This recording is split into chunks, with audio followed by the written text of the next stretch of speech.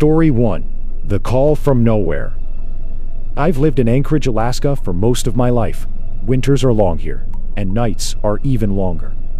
You get used to the silence, to the snow muffling every sound, until even your own footsteps feel intrusive. I work as a delivery driver for a small courier company. Nothing fancy. Packages, documents, sometimes food for private clients. The best part is driving the empty streets late at night when it feels like I have the whole city to myself. I've done it for years, and nothing ever rattled me. Until last January. It was around 1:30 a.m. when my boss texted me about a rush drop-off. The request came from an address I didn't recognize, way out past the edge of town, near the inlet. I almost said no. The roads out there were narrow, unlit, and lined with dense spruce forests that seemed to swallow your headlights. But it was a good-paying run, and I didn't have any other orders. The streets emptied completely as I headed north. My van's heater hummed. The only other sound was the faint crunch of ice under my tires. The GPS showed a straight shot for 15 miles, then a sharp turn toward the water. I drove without seeing another car the whole way. It felt like the world had shut down except for me. About halfway there, my phone buzzed. An unknown number. I never answer while driving, especially on icy roads, so I let it go. A few seconds later, it rang again. Same number. Annoyed, I tapped decline. That's when I noticed the GPS map flicker. The route reloaded, and now it showed a different destination. Still near the inlet, but not the same place my boss had sent. I figured it was a glitch, but something about it made my shoulders tense. The number called a third time. Against my better judgment, I answered. Static. Then, slowly, a voice, low, deliberate. Darren, why are you going there? Hearing my own name knocked the air out of me. I didn't recognize the voice. Male, maybe in his 50s, with a calmness that felt rehearsed. I asked who it was. He ignored the question. You shouldn't deliver that package. Turn around. I tightened my grip on the wheel. My boss wouldn't prank me, and no one else knew about the job. I'd gotten the order only 10 minutes earlier. I told him he had the wrong person and hung up. Seconds later, my phone chimed. A new message. It was a photo. Taken from behind me. Through my van's rear window. The timestamp said it was taken 2 minutes ago. I pulled to the side of the road so fast the tires slid on the ice. Heart pounding, I checked the mirrors.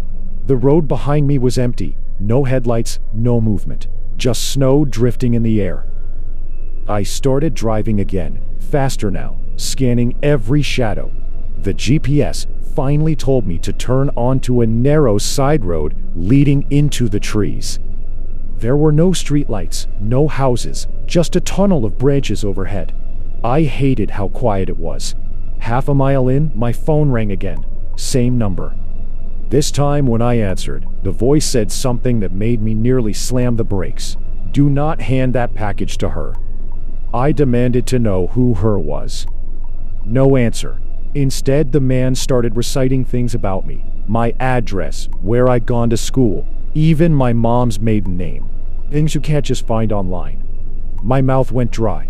I'm calling the police, I said. He chuckled softly. They won't get there in time. Before I can hang up, headlights appeared ahead. A lone figure stepped out from the tree line, into the glow. A woman in a long gray coat, hair down to her shoulders, standing perfectly still. She didn't wave, didn't smile, just waited. I slowed to a crawl. My phone was still pressed to my ear when the man's voice said, "If you stop, you won't leave." Something in his tone cut through me like ice. Against every instinct, I drove right past her. In the rear view, I saw her turn to watch me go, and even from that distance, I swear she was smiling. I called my boss immediately. He sounded groggy, confused, said he never sent me that order, said there were no pickups scheduled in that part of town tonight. I checked my GPS history when I got home. The address I'd been driving to wasn't in the log, neither was the side road. Like it had never been there. It's been months, and I still can't explain it. I changed my number, blocked the caller, but some nights, usually when the snow is falling and the streets are empty, I get the feeling that if I answered, I'd hear that same calm voice. And I know what he'd say: "You didn't finish the delivery." Story 2. The Last Passenger at Gate 12. I've worked the night shift at a regional airport for almost 6 years now. Most nights are slow. Our last flight usually departs before midnight, and after that, the place turns into a ghost town. Just a handful of staff, the occasional overnight cleaner, and the distant hum of baggage conveyors. It's quiet work, peaceful. But every so often, something happens that makes me rethink just how alone I really am in this building. 2 weeks ago, it was just after 1:30 a.m. A storm had rolled in, and rain hammered against the tall glass windows of the terminal. I was doing my last sweep before clocking out, checking that all gates were clear, seating areas empty, and the vending machines hadn't been tipped over by bored teenagers. Gate 12 was the farthest from the main concourse, at the end of a long, dimly lit hallway. Normally, it's locked up after the final flight leaves, but as I turned the corner, I saw someone sitting in one of the molded plastic seats.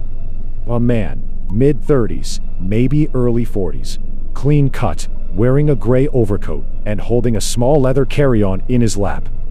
Nothing about him seemed threatening, but there was something about the way he sat, perfectly still, eyes fixed straight ahead, like he'd been waiting for hours. I cleared my throat. "Sir, flights are done for the night. Terminal's closed." No reaction.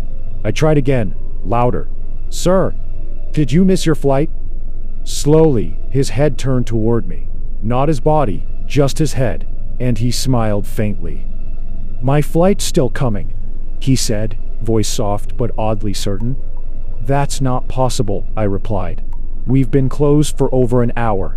He didn't argue, just kept that faint smile and added, "You'll see." Something about the way he said it. It wasn't smug, exactly. More like he was stating a fact. I told him I'd need to escort him out, but he didn't move.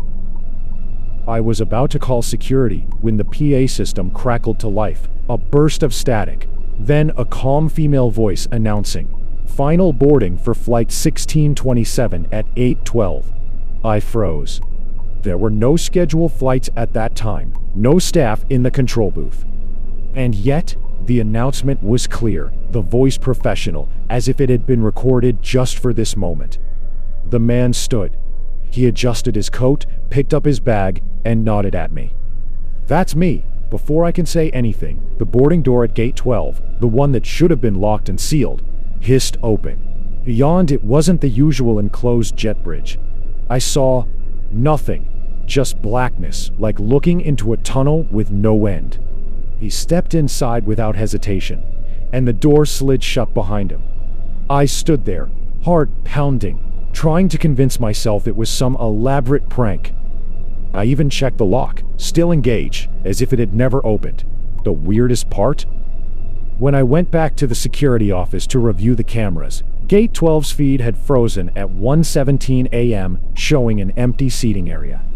No man, no door opening, nothing. The next day I mentioned it to Carl, one of the older maintenance guys. His face went pale. "You saw him, didn't you?" "Who?" I asked.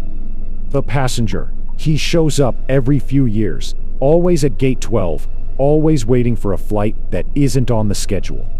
Carl swore he wasn't joking. He even claimed the airport used to have a flight 1627, a small commuter hop to Chicago. But it was discontinued in the 80s.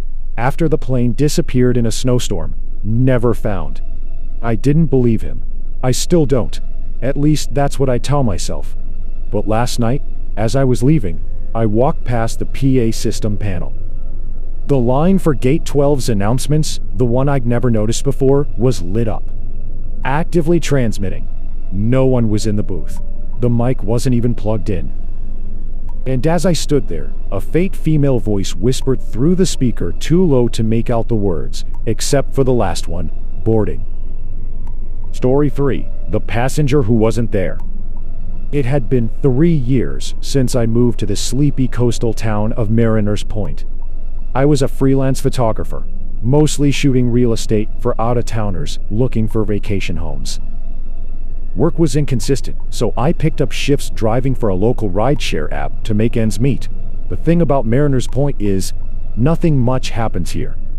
Nights are so quiet you can hear the tide change if you step outside. That's why what happened last Friday still feels impossible. It was almost midnight, and the streets were empty. My last ride had canceled, and I was about to head home when a request popped up. Pickup location, the old ferry terminal. That place had been closed for years. The last ferry ran before I even moved here. I assumed maybe the app glitched, but the pin was so exact. Curiosity got the better of me. When I pulled in, the lot was lit by a single flickering street lamp. Fog rolled in from the water, swallowing the outlines of rusted railings and abandoned ticket booths. Then I saw her. She stood near the far end of a lot, wearing a pale trench coat, hands clasped in front of her, like she was waiting for a train that would never come. Her hair was damp, sticking to her cheeks, though it wasn't raining. When she noticed my car, she didn't wave or call out, just started walking toward me. She opened the back door and sat down without a word. I asked, "You headed somewhere in town?" She met my eyes in the rearview mirror. The lighthouse. It wasn't an unusual destination for tourists during the day. But at night? The old lighthouse had been automated for decades. The road there was narrow, winding, and pitch black. Something about her tone, flat, almost rehearsed, made my stomach knot. As we drove, I tried to make conversation. She said she'd grown up here, left for a while, and came back recently. Her voice had a strange rhythm, sometimes pausing mid-sentence, like she was listening to something I couldn't hear. Halfway there, my phone buzzed with an unknown number. I ignored it. A minute later, it buzzed again, then again. Finally, I swiped to answer, putting it on speaker so I could keep both hands on the wheel. A man's voice, calm and steady. "Don't take her to the lighthouse." I glanced in the mirror. The woman's eyes were locked on mine, expression unreadable. I asked the caller who he was, but he didn't answer.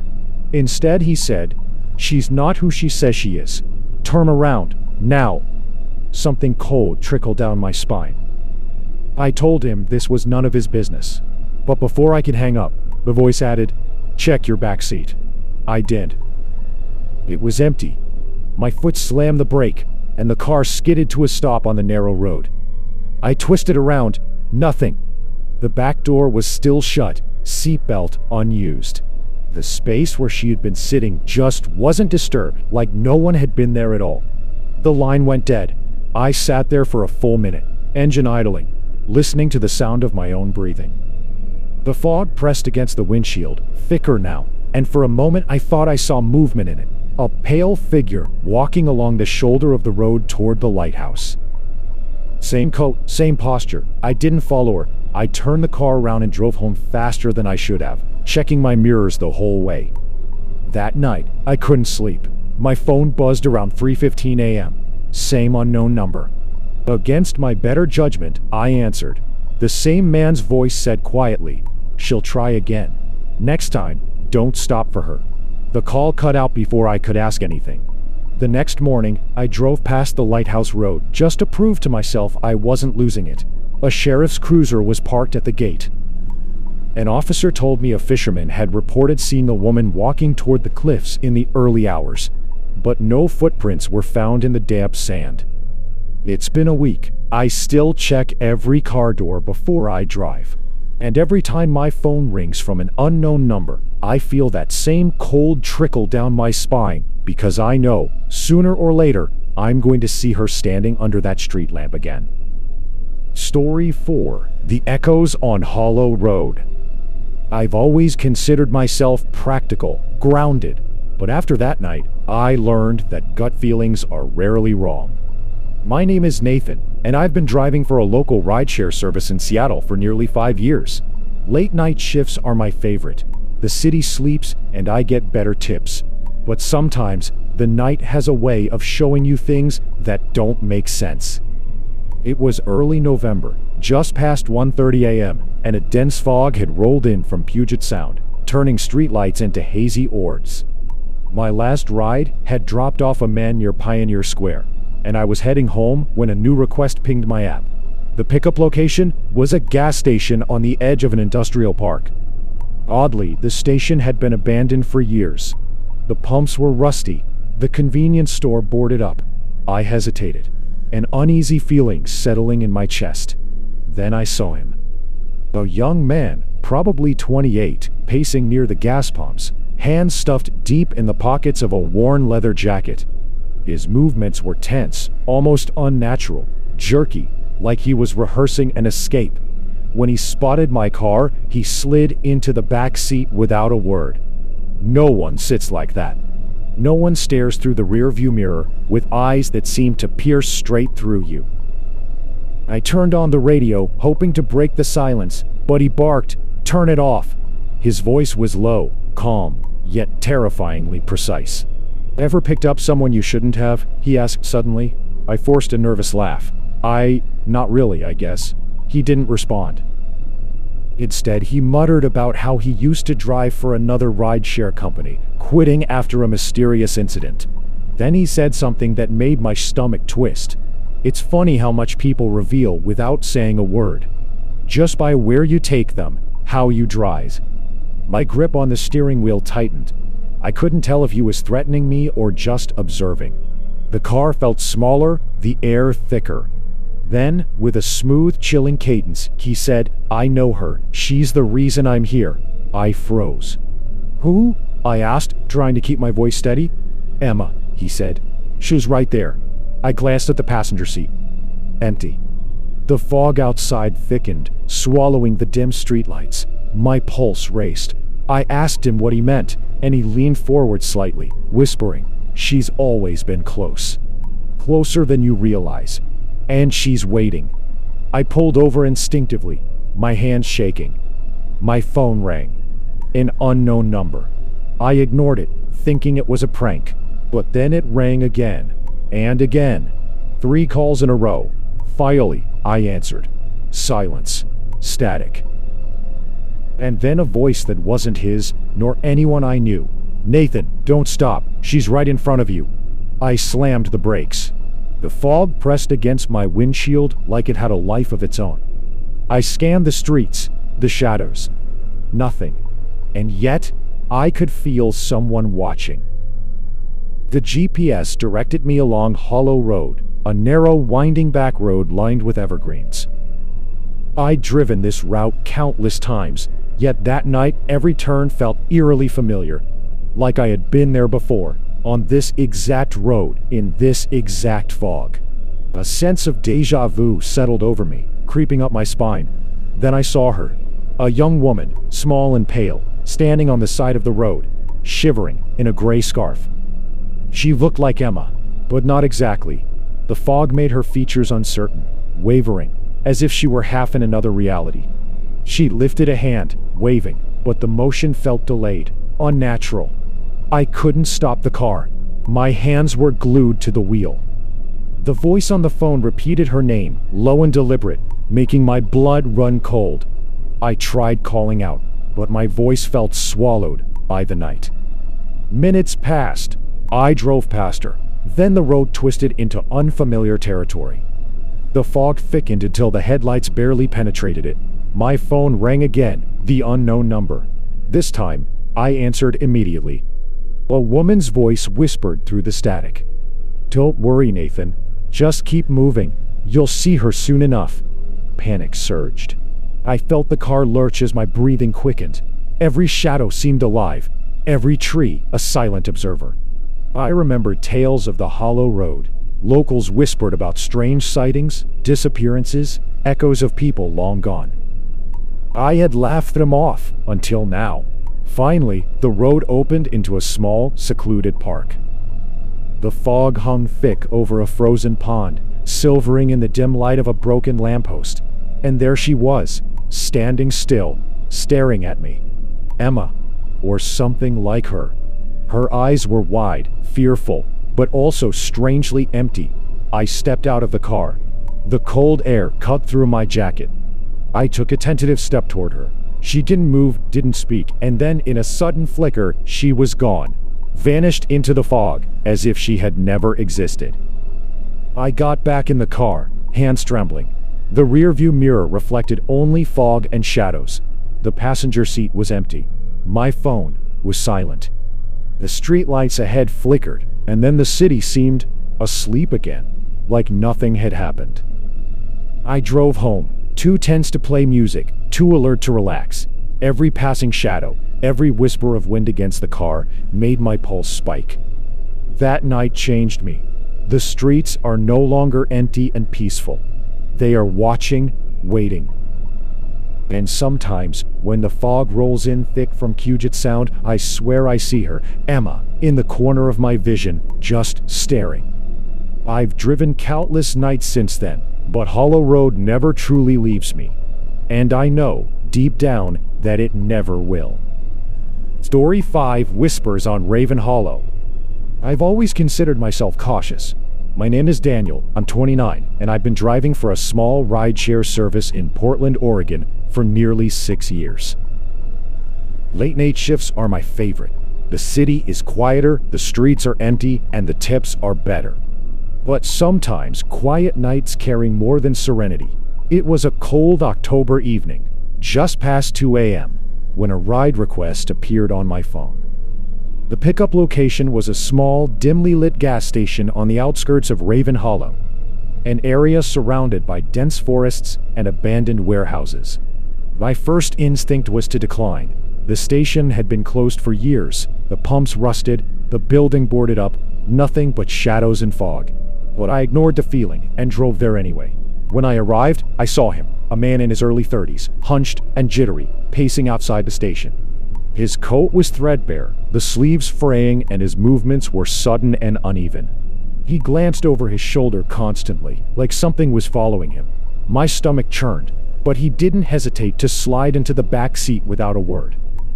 The silence in the car was suffocating. He didn't scroll through his phone or look out the window.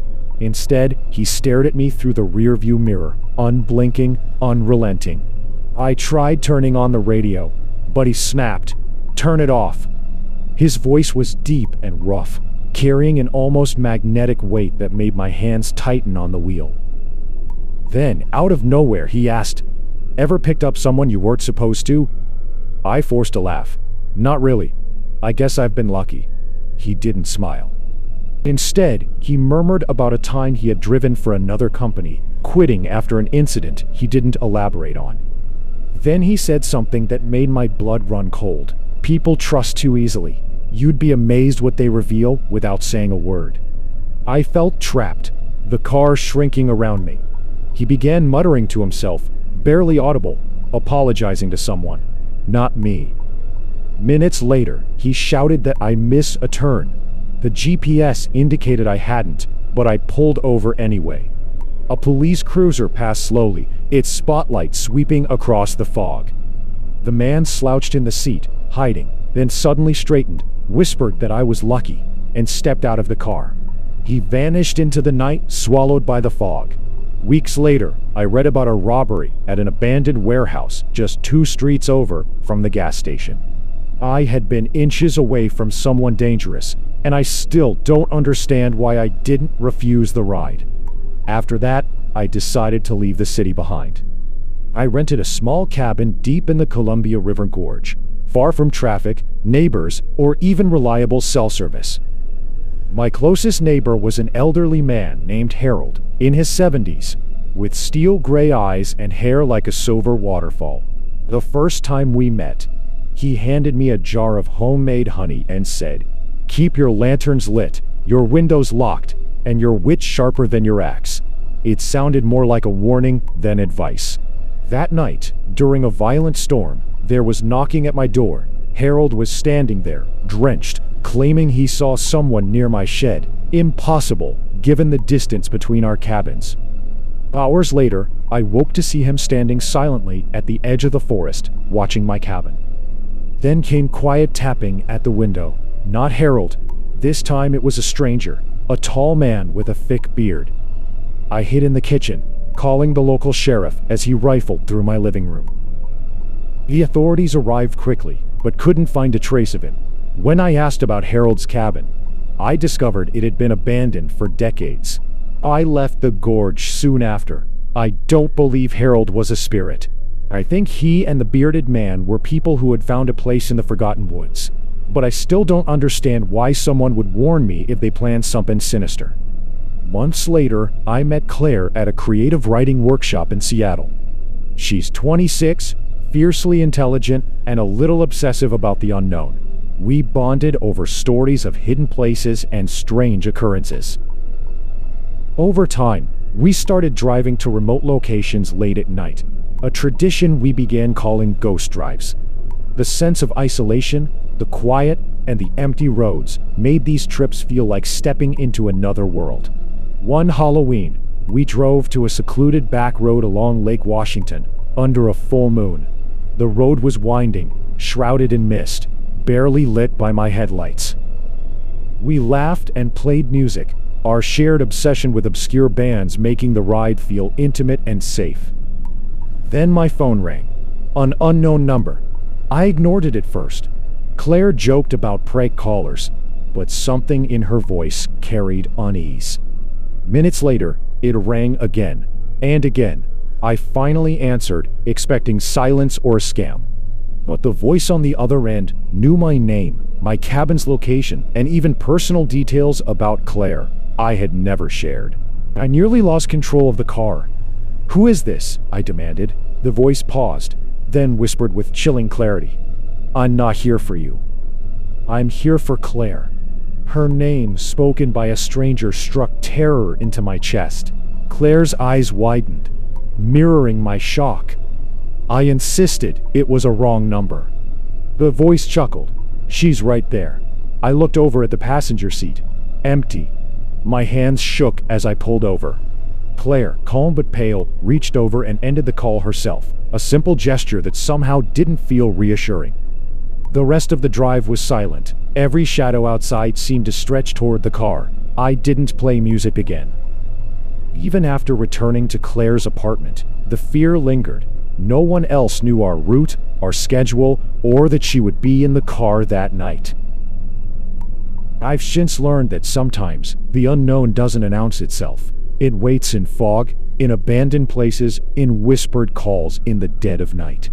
And Hollow Road, Raven Hollow, or wherever the next empty road leads, it will always find a way to remind you that the world is larger and far stranger than you realize. Story 6. The Midnight Caller, a ride you'll never forget. It was the kind of night that made you think the world had been emptied out, leaving only the dim glow of streetlights and the hum of your engine. I'd been driving for Nightcap for 3 years, mostly preferring the graveyard shifts. Fewer cars, more tips, and an unshakable sense that something always lingers in the dark corners of the city. That night, I was behind the wheel of my battered 2008 Honda Accord, the dashboard lights flickering faintly. The streets were silent, except for a stray cat darting across an intersection. Around 1:45 a.m., my phone buzzed. A ride request. Downtown Delhi, 3rd and Main. Easy enough. Or so I thought. I arrived at the intersection and realized something odd. The deli's neon sign was off, its windows dark and dusty. No cars were parked nearby. Then I saw him, a tall, thin man in a ragged trench coat, muttering to himself while pacing. His hood was up, and the shadow of his face flickered as he glanced behind him with rapid, anxious movements. I debated canceling. Every instinct screamed that this wasn't right, but curiosity, or perhaps stubbornness, got the better of me. He slid into the back seat without a word. The silence was suffocating. Normally, passengers scroll on their phones, watch the passing city, or talk. This man did none of that. He stared, through the rearview mirror, never blinking. I cleared my throat and turned on the radio. The moment a soft jazz tune filled the cabin, he barked, "Turn it off." His voice was low, cracked, and unnatural. I hesitated, then obeyed. Silence returned. Minutes passed. Finally, he spoke, almost whispering, almost accusing. "Do you know what it's like to trust someone you can't see?" I laughed nervously, but the sound seemed to irritate him. I used to drive too, he continued, until I learned that some people follow you, even when you think you're alone. I tried to shrug it off, but the words gnawed at me. Every streetlight we passed seemed dimmer, every shadow longer. My hands tightened on the wheel. Halfway to his destination, he leaned forward slightly, his voice dropping to a chilling calm. You're lucky. Most aren't. Before I could ask what he meant, my phone buzzed on the passenger seat. An unknown number. I ignored it. Then it rang again, and again. Each call made my chest tighten. Finally, unable to resist, I picked up. The man's voice, smooth and chilling, filled the car. Hello, Sam. I see you've met him. I froze. How did he know my name? I glanced at the back seat. The man was still sitting there, silent, his eyes fixed on me like a predator studying its prey. You picked up a passenger who shouldn't exist. And now, he's following you, the voice continued. Every word sank into my chest, heavy and suffocating. I know where you live. I know who you are. But don't worry, I'm not after you. I'm after him. I swallowed hard. My pulse raced. What? Who are you talking about? I stammered. The man behind you. He isn't what he seems. The backseat passenger shifted slightly. A shadow crossed his face. He didn't say a word, but something about him tightened the knot in my stomach. The voice paused, then said, Do not stop the car. Whatever you do, do not stop. Turn left at the next light. Keep driving. I obeyed mechanically, my mind spinning. The street seemed to stretch endlessly. Every corner looked the same. A strange fog began rolling in, curling along the asphalt like fingers. Minutes later, the passenger pointed vaguely toward an alley. Here, he whispered. I slowed, peering into the darkness. For a brief moment, I thought I saw a figure vanish behind the dumpsters. The mysterious caller's voice returned, calm and menacing. You were meant to meet him, but only one of you leaves. I glanced at the rearview mirror. The man was gone. My heart raced, and the lingering chill told me it wasn't a hallucination. I arrived at the abandoned warehouse. No one was there. The back seat was empty, yet my Accord felt impossibly heavy, as if carrying unseen eyes. Shaking, I turned to leave.